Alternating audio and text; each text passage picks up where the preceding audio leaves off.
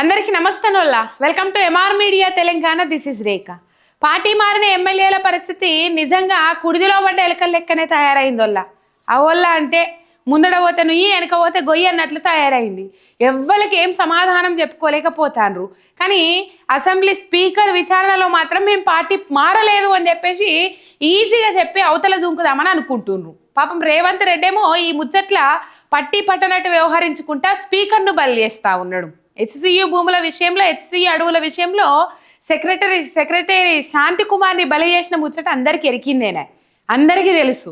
ఇప్పుడు ఈ అసెంబ్లీ స్పీకర్ని కూడా బలి చేస్తా ఉన్నాడు ఈ పార్టీ ఫిరాయించిన ఎమ్మెల్యేల విషయంలో అని చెప్పేసి బయట చెవులు కొరుక్కుంటా ఉన్నారు జనం. స్పీకర్ని అనవసరంగా బలి చేస్తా ఉన్నాడు అని చెప్పేసి. ఇక్కడ మీకు ముచ్చట చెప్పాలి, అసెంబ్లీ స్పీకర్ ఏదైతే పిటిషన్ వేసిండ్రో 10 మంది ఎమ్మెల్యేల విచారణ నేపథ్యంలో మీరు 3 నెలలలోపు నిర్ణయం తీసుకోవాలని చెప్పేసి సుప్రీంకోర్టు ఆదేశాలు జారీ చేస్తే ఆదేశాలను బేఖాతరు చేసి మాకు ఇంత కొంత టైం కావాలని చెప్పేసి 2 నెలల టైం కావాలని చెప్పేసి పిటిషన్ వేసిండ్రు సుప్రీంకోర్టులో స్పీకర్ కార్యాలయము లేకపోతే స్పీకర్ తరపున పిటిషన్ వేసిండ్రు. మొన్న సోమవారం నాడు విచారణ జరిగింది. ఈ విచారణ జరిగిన తర్వాత సుప్రీంకోర్టు ధర్మాసనం మామూలు తలంటలే. మీరు ఏమనుకుంటున్నారు? అసలు సుప్రీంకోర్టు ధర్మాసనాన్ని మీరు ధిక్కరిస్తారా? మీరేమనుకుంటున్నారు? మీ పదవికి ఏం రాజ్యాంగబద్ధం లేదు, మీరు ఏదో ఒక నిర్ణయం తీసుకోకపోతే కోర్టు ధిక్కరణ ఎదుర్కోవాల్సి ఉంటుంది అని చెప్పేసి డైరెక్ట్ నోటీసులు ఇచ్చి పడేసింది. వచ్చే వారం లోపట ఈ 10 మంది ఎమ్మెల్యేల మీద ఏదో ఒక నిర్ణయం తీసుకోవాలని చెప్పేసి ఆదేశాలు, హెచ్చరికలు జారీ చేసింది సుప్రీంకోర్టు ధర్మాసనం. అయితే ఈ హెచ్చరికలు జారీ చేసిన నేపథ్యంలో ఇంకా 4 ఎమ్మెల్యేలు ఉన్నారు కదా, 4 ఎమ్మెల్యేలను ఇక నిన్న ఇయ్యల్ల అరికపూడి గాంధీ, పోచారం శ్రీనివాసరెడ్డి, ఇంకా పోతే ఈ సంజయ్, జగిత్యాల ఎమ్మెల్యే సంజయ్, ఈ 4 విచారణ చేపడదామని చెప్పేసి 19 తారీఖు రేపు రేపు ఇద్దరిని విచారణ. మరి గదే నెల రోజులల్లా ఎంతమంది వల్ల 10 మంది 5 రోజులల్లో అయిపోకపోనా? అంటే సుప్రీంకోర్టు తలంటితే కానీ వీళ్ళు ఏకకాలంలో ధన విచారణ చేపడదామని చెప్పేసి చేపట్టలే. ఇద్దరిని రేపిద్దరిని ఇచ్చిర్రు కదా, అయిపోయింది కదా. మరి గదే టైం తీసుకొని 5 రోజులలో విచారణ, రోజు చొప్పున విచారణ జరిపించినా కూడా 5 రోజులలో అయిపోతుండే కదా. కానీ కాలయాపన చేసిండ్రు. ఆ కాలయాపన గమనించింది సుప్రీంకోర్టు ధర్మాసనం. బీఆర్ఎస్ వర్కింగ్ ప్రెసిడెంట్ కేటీఆర్ సుప్రీంకోర్టులో అసెంబ్లీ స్పీకర్ మీద గడ్డం ప్రసాద్ కుమార్ మీద కోర్టు ధిక్కరణ కింద పిటిషన్ దాఖలు చేసిండ్రు. మొత్తం మీద విచారణ జరిపిన సుప్రీంకోర్టు ధర్మాసనం కోర్టు ధిక్కరణ కింద నోటీసులు జారీ చేసింది ఆ స్పీకర్ గడ్డం ప్రసాద్ కుమార్కి. మీరు న్యూ ఇయర్ ఎక్కడ జరుపుకోవాలని అనుకుంటున్నారు? మీ పదవికి ఏం రాజ్యాంగబద్ధం లేదు, అనవసరంగా జైలు పాలు కాకండి అని చెప్పేసి హెచ్చరికలు జారీ చేసింది. హెచ్సియు భూముల విషయంలో కూడా సిఎస్ శాంతి కుమార్నే బలి చేసిండ్రు ముఖ్యమంత్రి రేవంత్ రెడ్డి. సిఎస్ శాంతి కుమారే ఇప్పుడు హాజరు కావాలి, లేకపోతే అక్కడ జైలు కట్టి మిమ్మల్ని ఆ జైల్లో పెడతామని చెప్పిండ్రు సుప్రీంకోర్టు ధర్మాసనం. ఈ అధికారులు ఎవరైతే ఉంటారో ఈ అధికారులు సిఎస్తో పాటు ఇంకా 5 మందిని అక్కడనే తాత్కాలిక జైలు ఏర్పాటు చేసి అడవిల్లో పెడతాం మిమ్మల్ని అని చెప్పేసి హెచ్చరికలు జారీ చేసిండ్రు. అయితే ఇక్కడ ముచ్చట చెప్పుకోవాలి, ఈ పార్టీ మారిన ఎమ్మెల్యేల పరిస్థితి ఏందో మనం అందరం చూస్తానే ఉన్నాం. పాత కాంగ్రెస్, కొత్త కాంగ్రెస్ అని కాంగ్రెస్లో లొల్లులు. గిటెట్లా వస్తావు నువ్వు, ఇటు రాకు, నువ్వు అసలు పార్టీ మారినావని చెప్పేసి బీఆర్ఎస్ కార్యకర్తలు. వీళ్ళ పరిస్థితి ఎటూ తెలుసుకోలేకుండా ఒక ఎమ్మెల్యేగా గెలిచిన వ్యక్తి కనీసం ఆ ఎమ్మెల్యే గెలిచిన కాన్స్టిట్యున్సీలో జనాలు తుపుక్కుమనే పరిస్థితి ఏర్పడ్డది. పార్టీ ఫిరాయించిన ఎమ్మెల్యేలు కొంచెం చెప్పుకుంటే మోటుగానే ఉంటుంది, కానీ నిజంగా అదే పరిస్థితి అయిపోయింది.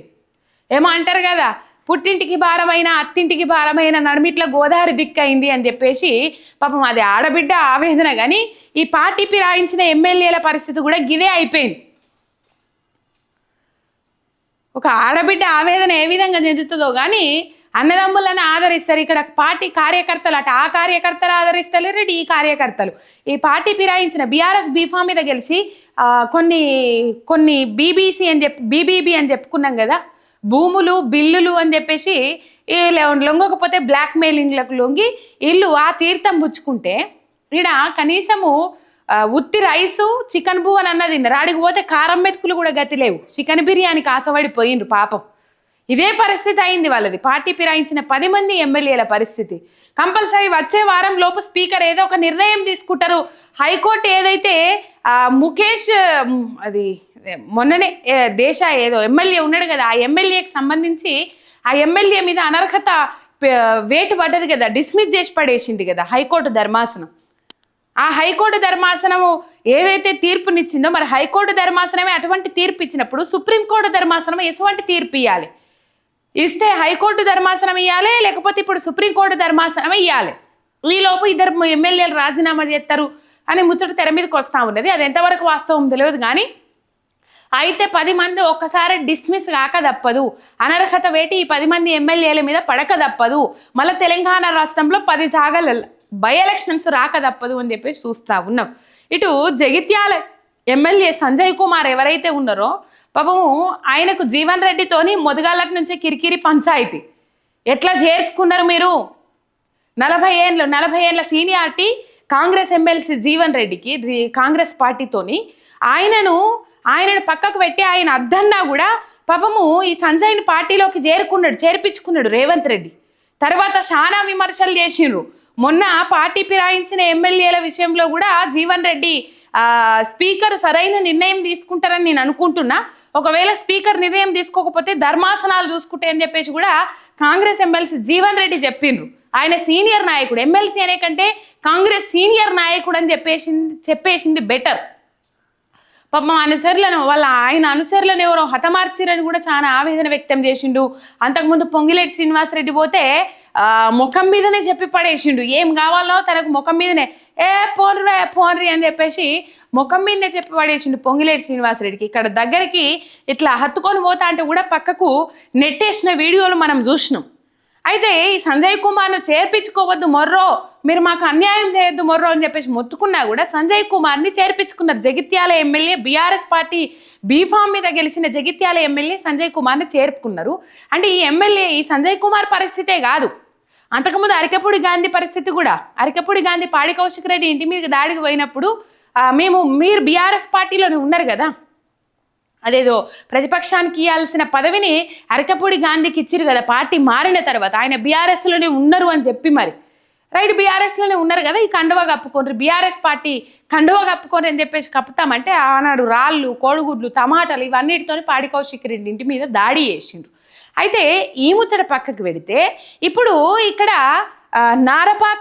నారపాక రవీందర్ అని చెప్పేసి ఒక బీఆర్ఎస్ కార్యకర్త ఏం చేస్తా ఉన్నాడంటే, సరే సంజయ్ గారు మీరు పార్టీ మారలేదు కదా, బీఆర్ఎస్ పార్టీలోనే ఉన్నా అని అంటుర్రు కదా, కాంగ్రెస్ పార్టీ కండువా కప్పుకోలేదు కదా, మరి రండి వచ్చి కండువా కప్పుకోర్రి అని చెప్పేసి ఆడ చౌరస్తా కాడ ఏం చేసిందంటే ఈ కండువా పట్టుకొని ఈ బీఆర్ఎస్ కండువా కప్పుకోర్రి అని చెప్పేసి ఇక్కడ నిరసన వ్యక్తం చేస్తా ఉన్నాడు జగిత్యాల ఎమ్మెల్యే సంజయ్ కుమార్ మీద.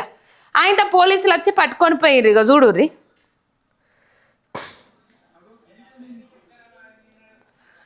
తీసుకురావా ఆయన ఈనాడు అంటున్నారు పోలీసు వాళ్ళు.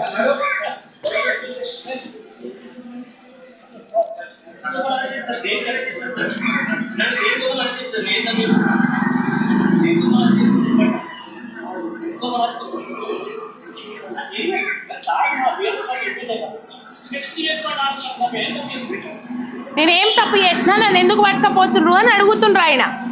ఆయన సమాధానం లేదు. తీసుకపోతురు పోలీసులు, అరెస్ట్ తీసుకొని పోతా ఉన్నారు.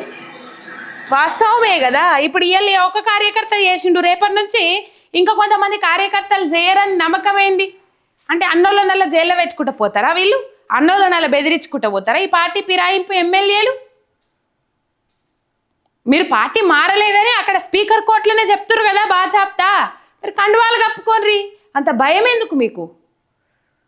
ప్రతిపక్షంలో ఉండి మాకు ఏమన్నా సేవ చేస్తారు, ప్రజలకు కావాల్సినవి రప్పించి పెడతారు అని అంటే అభివృద్ధి కార్యక్రమాల కోసం అని ఏం అభివృద్ధి చేసిండ్రయ్యా నియోజకవర్గాలను పోయి ఇయ్యాల? ఇంకా అంతో ఇంతో ప్రతిపక్షంలో ఉంటేనన్నా ముక్కు విండో, మూతి మీకలో గుద్దో వసూలు చేసుకోవచ్చు. కానీ ఇలా ఏం అభివృద్ధి జరిగినాయి పార్టీ ఫిరాయించిన ఎమ్మెల్యేల నియోజకవర్గాలల్లో? రైట్, మొత్తం మీద మొసమరుతలేదు పార్టీ ఫిరాయించిన ఎమ్మెల్యేలకు. ఈ వారంలోపు ఏదో ఒక నిర్ణయం తీసుకోవాలి స్పీకర్ కంపల్సరీ. 24 తారీఖు నాడు జస్టిస్ బిఆర్ గవాయ్ పదవీ విరమణ ఉన్నది. ఆ లోపలనే జరిగిపోతుందేమో అని చెప్పేసి చాలా మంది అనుకుంటా ఉన్నారు. అందుకే ఎమ్మెల్యేల తీవ్రమైన ఉత్కంఠ ఉన్నది. చూద్దాం మరి నిజంగా కుడిదల పడ్డ ఎలకల లెక్కనే గిలగిలగల కొట్టుకుంటా ఉన్నారు. ఏమవుతుంది ఏం కథ అని చెప్పేసి డిస్మిస్ చేసిరంటే కథం అయిపోయా. కథే ఓడిచిపోయాయి. ఒకవేళ వీళ్ళంతా వీళ్ళు రాజీనామా చేసినా మళ్ళీ కాంగ్రెస్ పార్టీ నుంచి టికెట్ ఇస్తారా అంటే అది నమ్మకం లేదు. ఇట్లా టికెట్ ఇస్తాం బరాబర్ అంటే మాత్రము కంపల్సరీ రాజీనామా చేసేవాళ్ళు ఏ ముఖం పెట్టుకొని అడుగుతారు నియోజకవర్గంలో ప్రజలను ఓట్లు.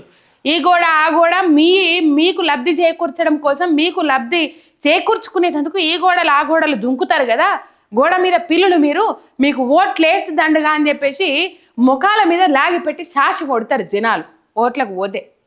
ఇగో ఈ పరిస్థితి ఉన్నది. ఇది అది జగిత్యాల ఎమ్మెల్యే సంజయ్ కుమార్కి ఎదురైన పరిస్థితి.